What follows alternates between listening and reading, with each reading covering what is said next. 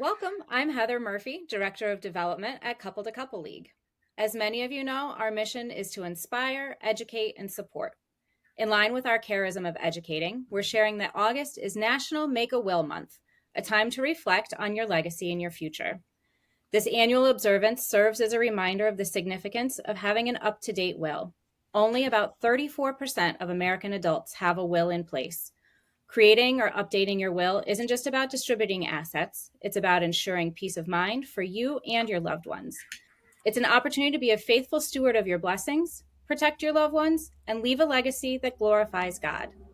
So, in light of this, we're talking today with Dan Timmons. Dan co founded My Catholic Will together with his brother Tom in 2021.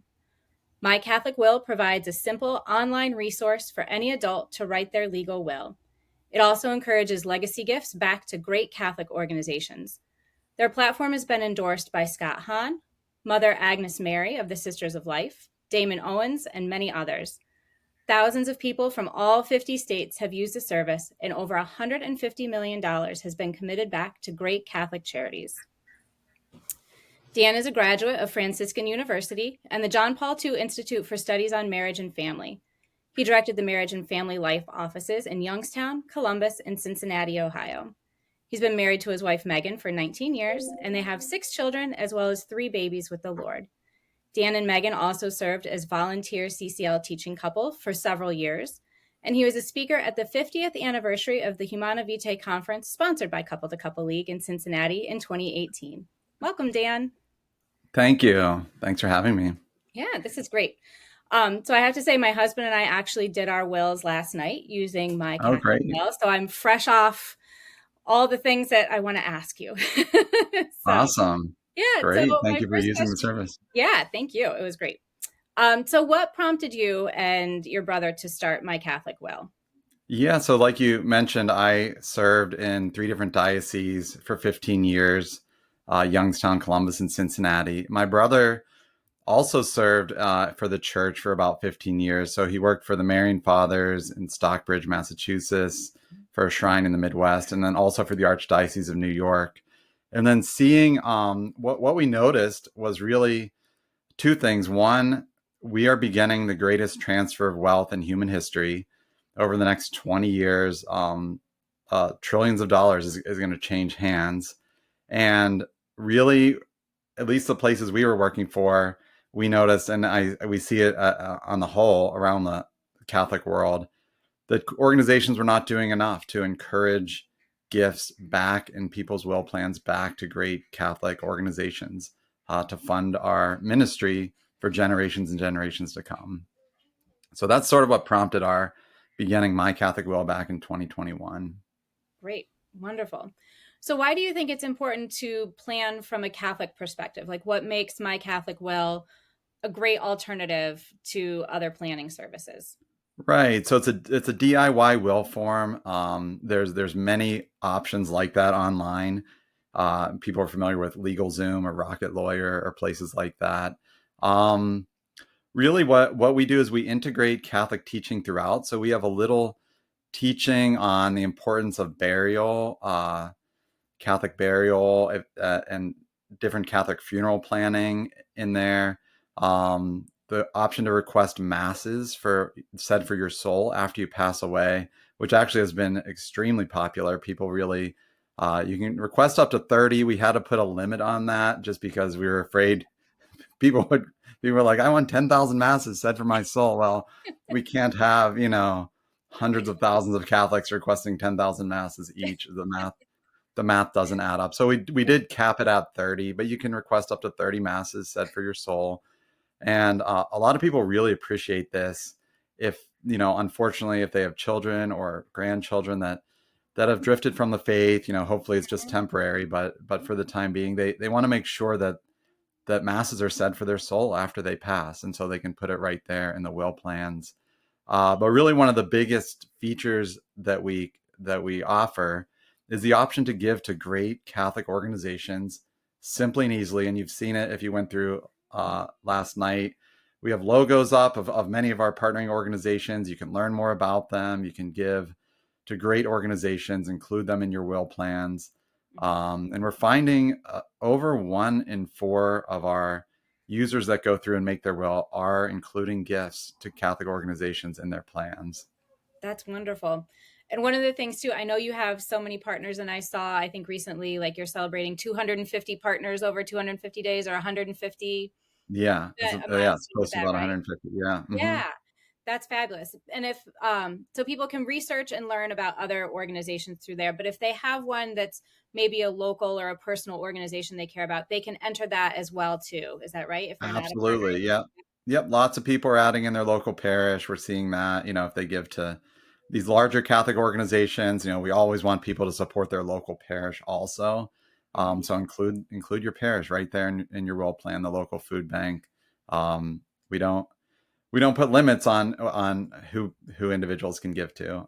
So that's That's all great. And they can possibility. specify a dollar amount or a percentage. Is that right? Yep, yep. Yeah, As you go through, you'll see you can the percent gifts we ask for those first, but then after you divide up the percentage of your estate, you can also give dollar gifts. perfect. So, as you've been working with more organizations and more people, what are some emerging questions or topics that have come up that you've worked through or incorporated into this platform?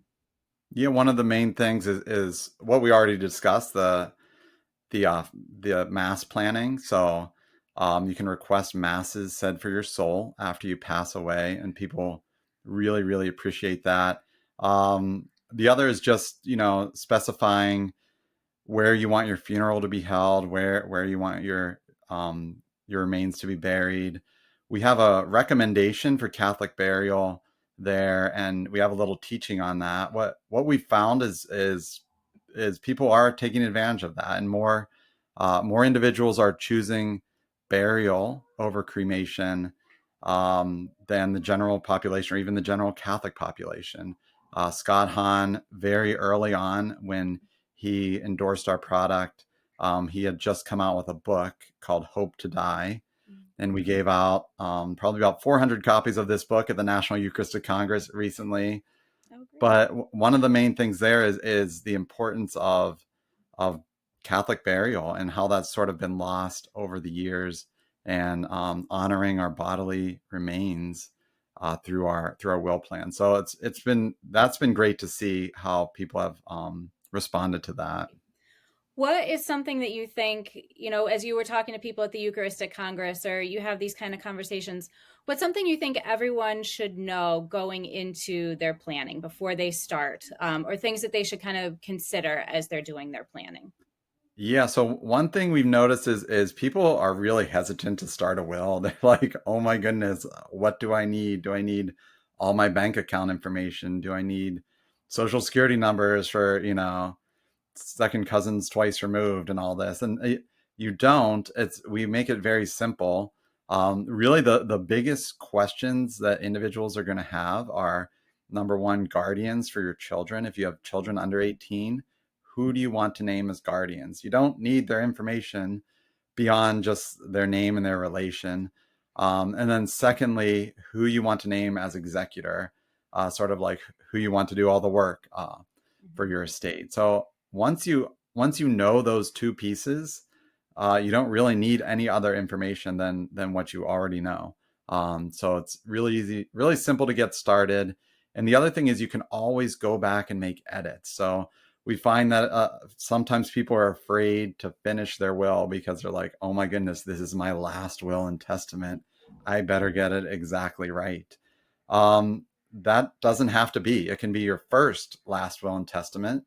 And it's something that you revisit over and over again. If you have another child, if you want to change who the guardians might be, if you want to change the executor, if you want to change how your will gets divided, we recommend revisiting it on an annual basis and constantly keeping that updated. So make your first last will and testament. That's what we're after. And hopefully it's not your last will and testament, and you have many opportunities to go back and make edits and update that. When is the ideal time to make plans? And then what kind of life changes may prompt a change? And how would you do that? So you kind of answered those, but is there anything else that you want to add to that? Like what is the ideal time and what changes in life may prompt? going? Right. I have an estate planning attorney friend who basically said when you're 18 and you're going off to college, like that's when you should have a will plan in place. Wow. Basically, it's coming into adulthood. My daughter's about to turn 18. It's like buy a lottery ticket down at the gas station and get a will in place.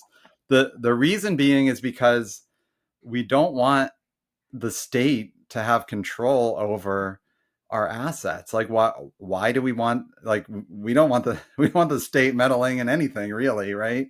uh Hmm. so so so why are we handing that entire process over to the courts when we pass? It's better to have some plan in place, some plan that we can revise and update continually over and over and over again. Hmm. So part of what we're trying to do is to change the conversation. So making a will is not so much about thinking about the end and death as it is what type of legacy do I want to leave? And especially for our young adults, single young adults out there that might not necessarily have family to support at this time, be generous with your estate planning. Give it to great organizations and charities. And then obviously once you have children, that's usually when people start thinking about making a will.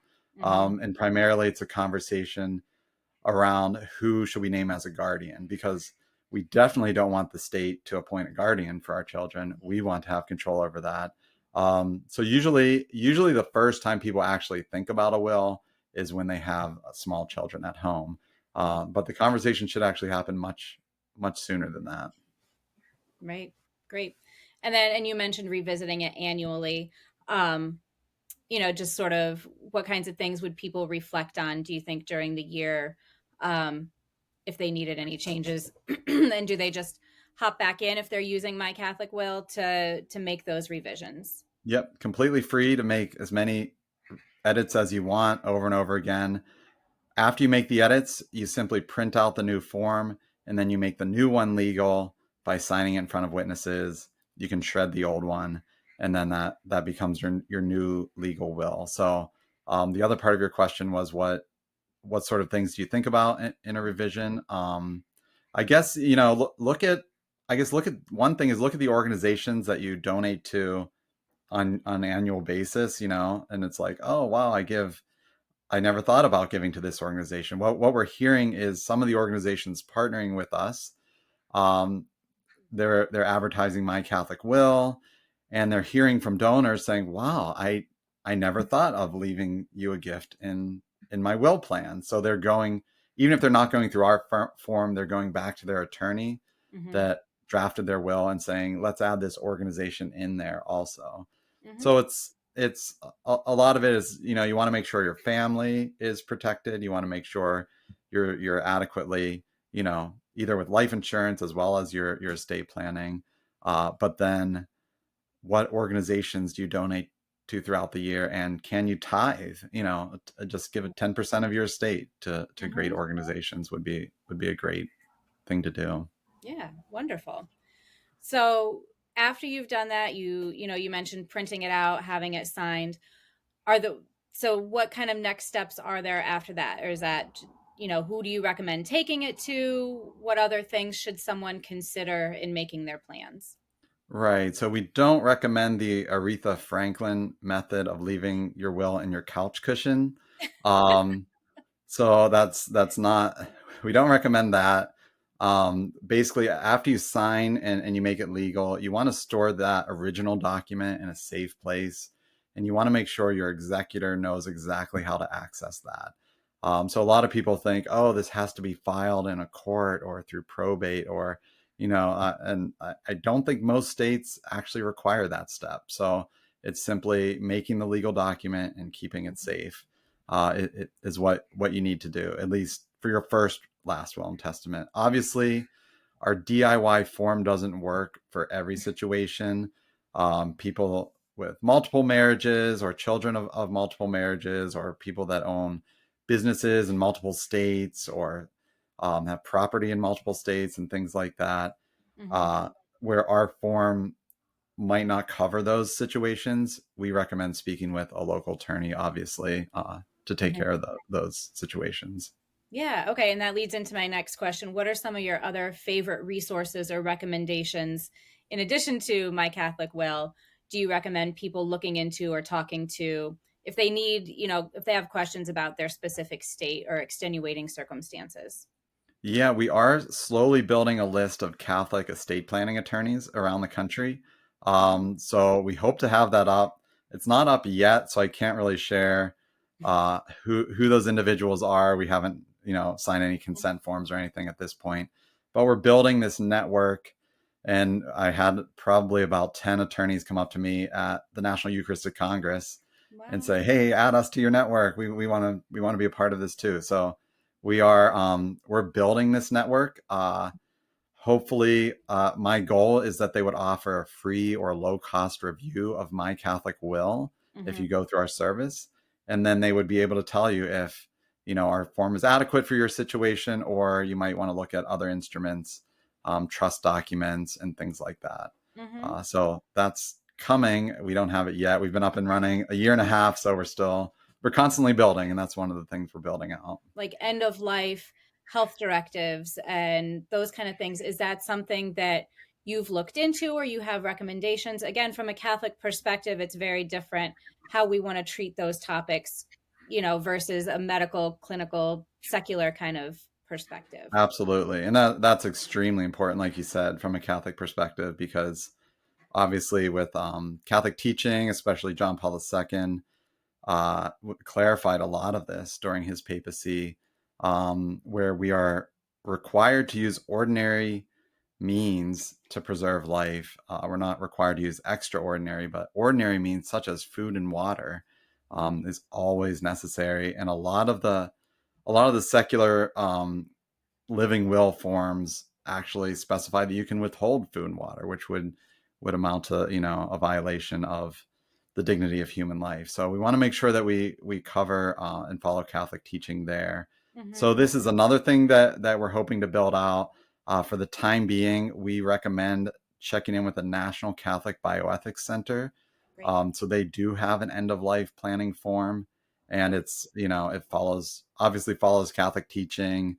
You can name healthcare proxy through that, and make sure your wishes are followed. So I highly, highly recommend the National Catholic Bioethics Center Wonderful. for end of life planning. It That piece gets a little complex because every state has very different requirements. There's one state specifically that you actually have to use their state form for it to be Okay. legal. And then you tack on a Catholic addendum to their state form. So simply, if there's some type of DIY um, advanced directive form out there, I would be really leery about it if it wasn't extremely state specific. Okay. So if it's just like a general, like, hey, this works for all 50 states, I would be afraid that the state I live in wouldn't honor that. Okay.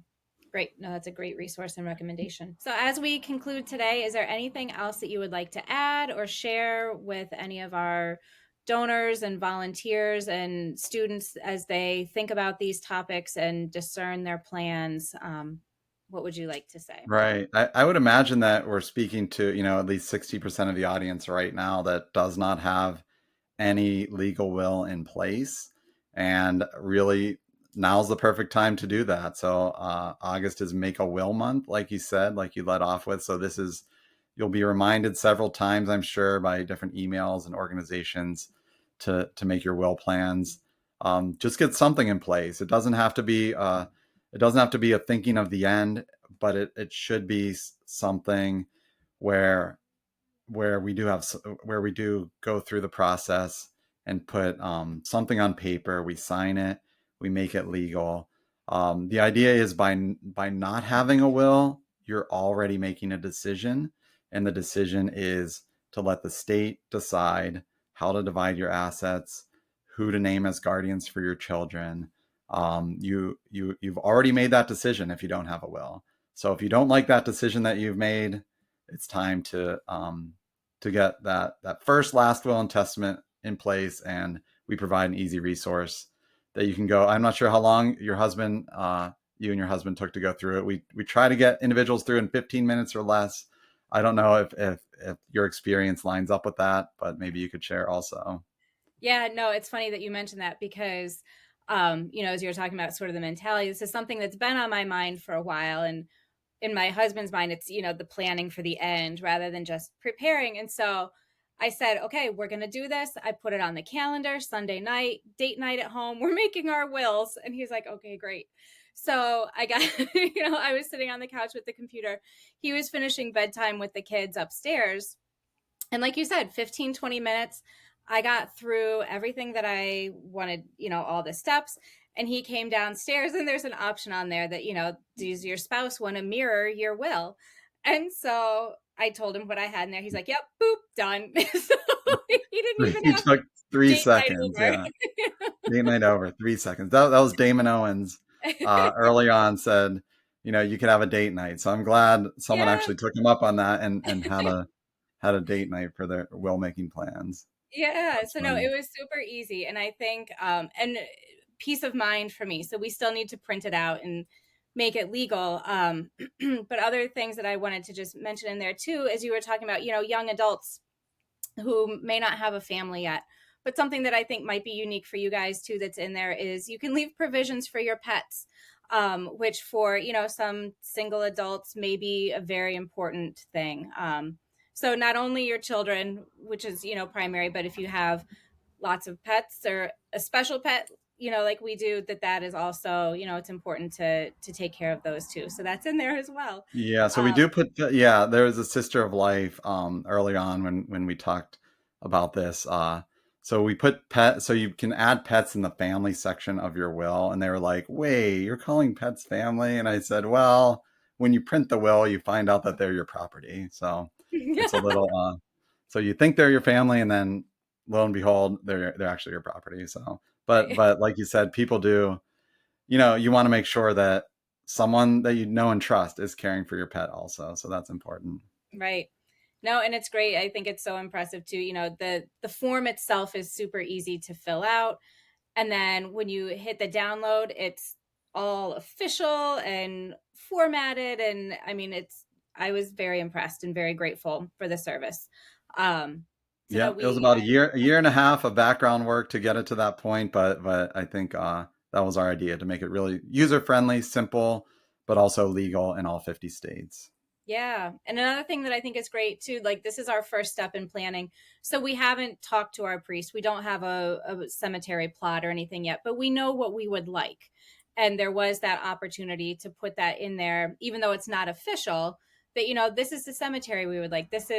We were friends with casket makers. And so I wanted to make sure that, whoever is choosing those things for us, even though we haven't pre-purchased one, that it's through Marion Caskets. And, so all of those things were very simple to put in there and looks great in the end. So thank you so much. Very good. You're welcome. Thank you. Yeah, it was a pleasure talking with you today. Thank you for helping us educate our community on this, and we wish you the best and your brother and all that you're doing. And we hope to continue to keep in touch and promote your organization. We do have My Catholic Will on our website. So if anyone wants to go to ccli.org/legacy, we'll have this information up there. We have some other resources and a link to My Catholic Will. Very good. Thank you. Thank you.